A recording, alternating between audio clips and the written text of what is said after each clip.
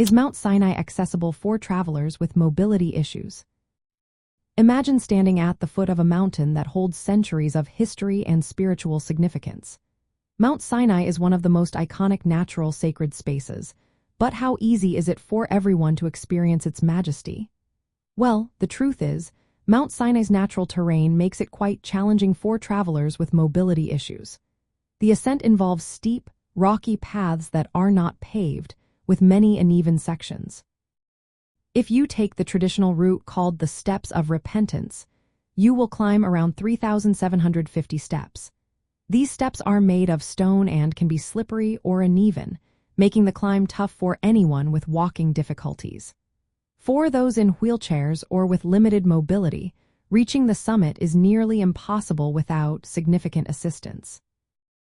There are no modern ramps or paved paths leading all the way up, and the rugged terrain is part of what makes the experience authentic but also difficult. However, some options can help make the site more accessible. Visitors can ride camels partway up the mountain, which reduces the amount of walking needed.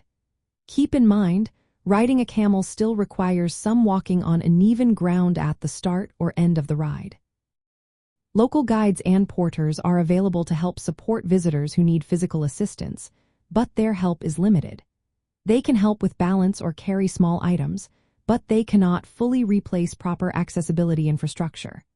For those who cannot climb, there are lower areas around the mountain base that offer beautiful views and a sense of the sacred space. You can enjoy the spiritual atmosphere without the physical challenge of reaching the top.